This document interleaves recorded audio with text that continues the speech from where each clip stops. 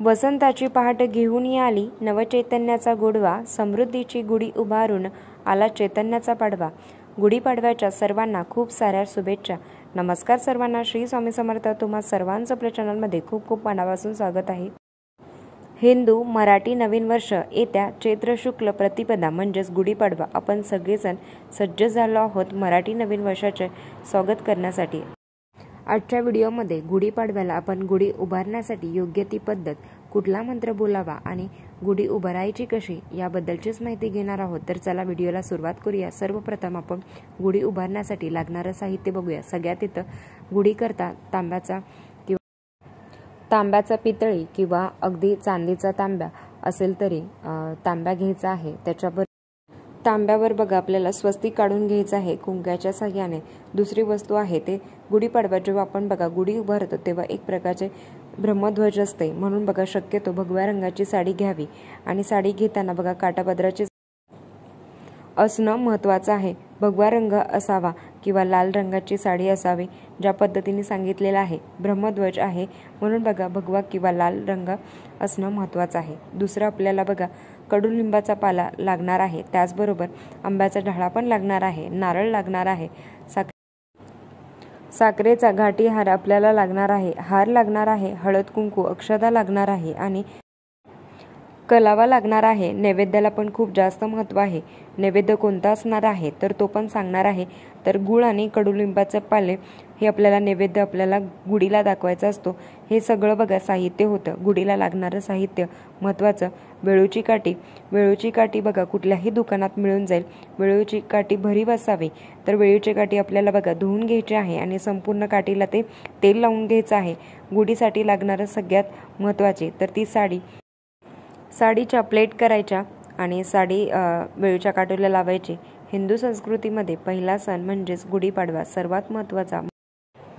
महाराष्ट्रात शालिवाहन शक पद्धत वापरली जाते, म्हणूनच वर्षारंभाला गुढीपाडवा हा 4 मुहूर्तापैकी एक मुहूर्त मानला जातो। गुढीपाडवा हा दिवस 2 अक्षरी बनलेला आहे। गुढी म्हणजे स्वातंत्र्याचा ध्वज आणि पाडवा म्हणजे विजय ध्वज। याच दिवशी ब्रह्मदेवाने या सृष्टीची उत्पत्ती केली होती, सृष्टी निर्माण केली होती। प्रभू चंद्र श्रीरामाने सुद्धा 14 वर्ष वनवास करून हाच दिवस आहे त्यांचा वनवास संपला होता। रावणाचा वध करून अयोध्या नगरी त्यांनी प्रवेश केला होता। याच वेळी लोकांनी गुढ्या तोरणे लावून प्रभू श्रीरामाचे स्वागत केले होते आणि आनंद साजरी केला होता। गुढी म्हणजे शालेय वाहन, राजाचा विजय ध्वज म्हणून सुद्धा ओळखले जाते।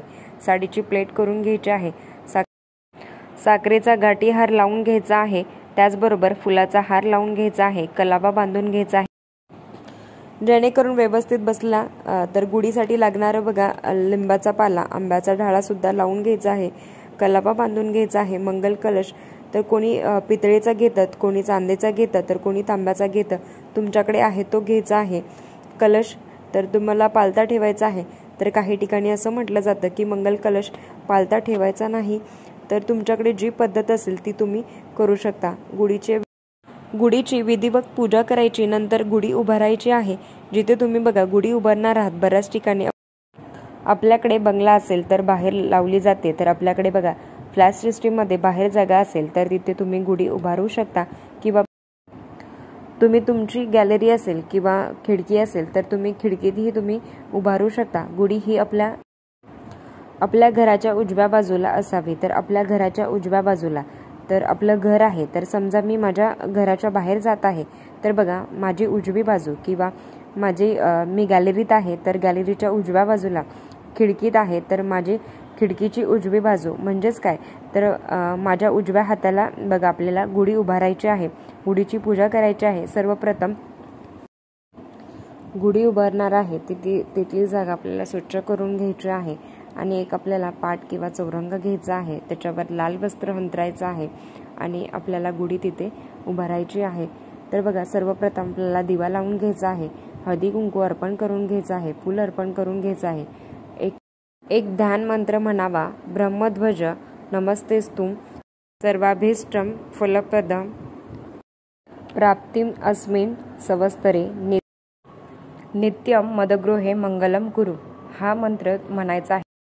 हा मंत्र म्हणायचा ओम ब्रह्मध्वजाय नमः आणि नंतर आपल्याला गुढी उभारायची असते आणि गुढीची पण उभारल्यानंतर त्याची पण विधिवत पूजा करायची असते।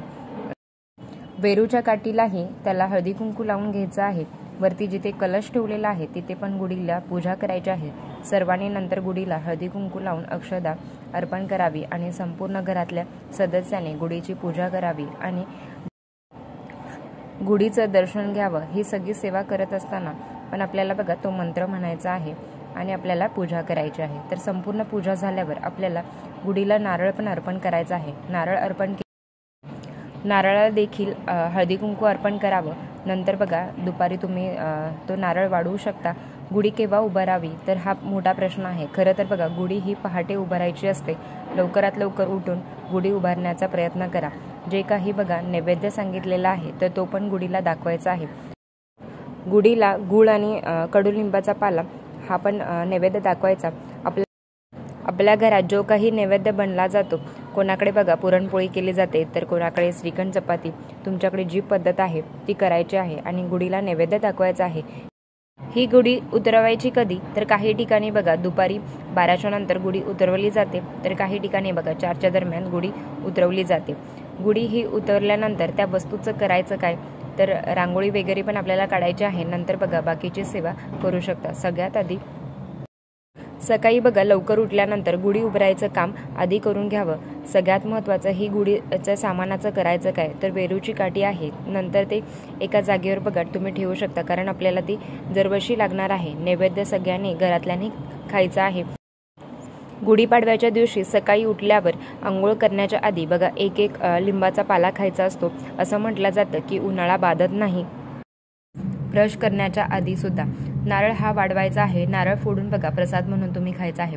कडुलिंबाच्या त्या पाल्याचं करायचं काय तर सगळ्यांनी बघा कडुलिंबाचा पाला खायचा आहे किंवा बघा तुम्ही या दिवशी धनधान्यामध्ये कडुलिंबाचा पाला टाकायचा आहे। सायंटिफिकल बघायला गेलं तर कडुलिंबाचा पाला हे धनधान्यामध्ये टाकतो तेव्हा बघा कीड लागत नाही असं म्हटलं जातं। तर आध्यात्मिक बघायला गेलं जे काही ब्रह्मदेवांच्या प्रजापती लहरी त्या लिंबाच्या पाल्यामध्ये अकृष्ट झालेले असतात, जेव्हा त्या लिंबाच्या पाल्याचा वापर आपण धनधान्यामध्ये करत असतो तेव्हा बघा वर्षभरात घरात धनधान्याची कमतरता भासत नाही असं म्हटलं जातं।